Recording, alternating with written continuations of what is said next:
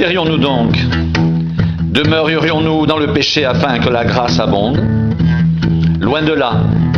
Nous qui sommes morts au péché, comment vivrions-nous encore dans le péché? Ignorez-vous que nous tous qui avons été baptisés en Jésus-Christ, c'est en sa mort que nous avons été baptisés?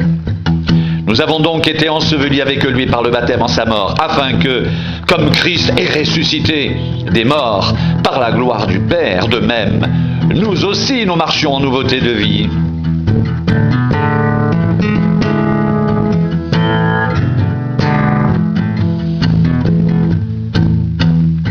En effet, si nous sommes devenus une même plante avec lui par la conformité à sa mort, nous le serons aussi par la conformité à sa résurrection, sachant que notre vieil homme a été crucifié avec lui, afin que le corps du péché soit réduit à l'impuissance, pour que nous ne soyons plus esclaves du péché, car celui qui est mort est libre du péché.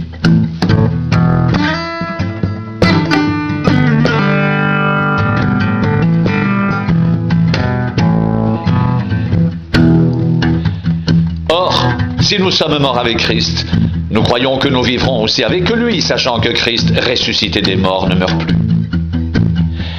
La mort n'a plus de pouvoir sur lui, car il est mort, et c'est pour le péché qu'il est mort une fois pour toutes. Il est revenu à la vie, et c'est pour Dieu qu'il vit. Ainsi, vous-même, regardez-vous comme mort au péché, et comme vivant pour Dieu en Jésus-Christ.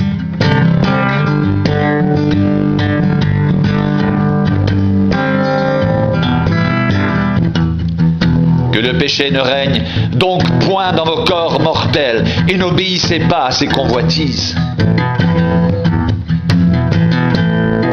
Ne livrez pas vos membres au péché comme des instruments d'iniquité, mais donnez-vous vous-même à Dieu comme étant vivants de mort que vous étiez, et offrez à Dieu vos membres comme des instruments de justice, car le péché n'aura point de pouvoir sur vous, puisque vous êtes non sous la loi, mais sous la grâce.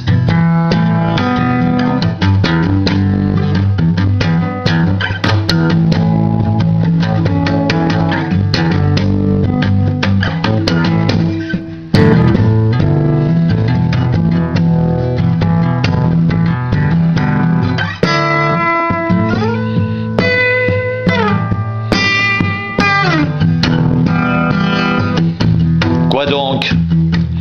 Pécherions-nous parce que nous sommes non sous la loi mais sous la grâce? Loin de là. Ne savez-vous pas qu'en vous livrant à quelqu'un comme esclave pour lui obéir, vous êtes esclave de celui à qui vous obéissez, soit du péché qui conduit à la mort, soit de l'obéissance qui conduit à la justice?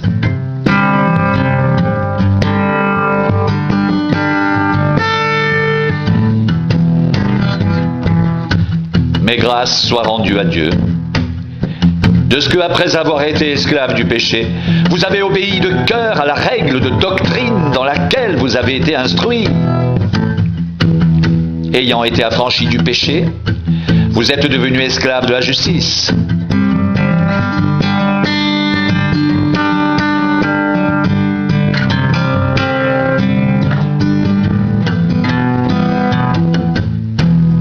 Je parle à la manière des hommes, à cause de la faiblesse de votre chair.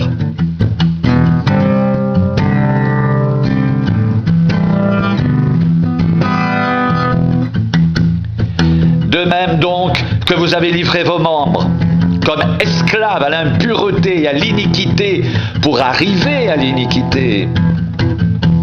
Ainsi maintenant livrez vos membres comme esclaves de la justice pour arriver à la sainteté.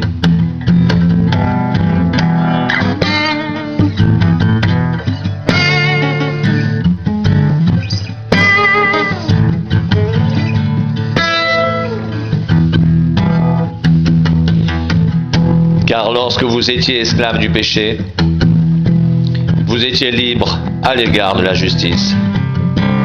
Quels fruits portiez-vous alors? Des fruits dont vous rougissez aujourd'hui.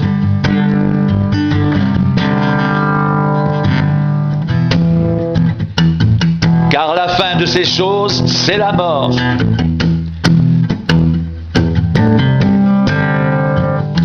Mais maintenant, étant affranchis du péché, Et devenu esclave de Dieu, vous avez pour fruit la sainteté et pour fin la vie éternelle.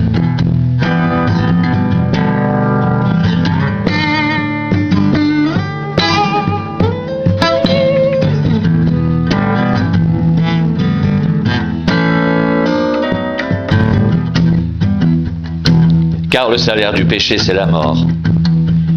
Mais le don gratuit de Dieu, c'est la vie éternelle en Jésus-Christ, notre Seigneur. Car lorsque vous étiez esclave du péché, vous étiez libre à l'égard de la justice. Quels fruits portiez-vous alors? Des fruits dont vous rougissez aujourd'hui.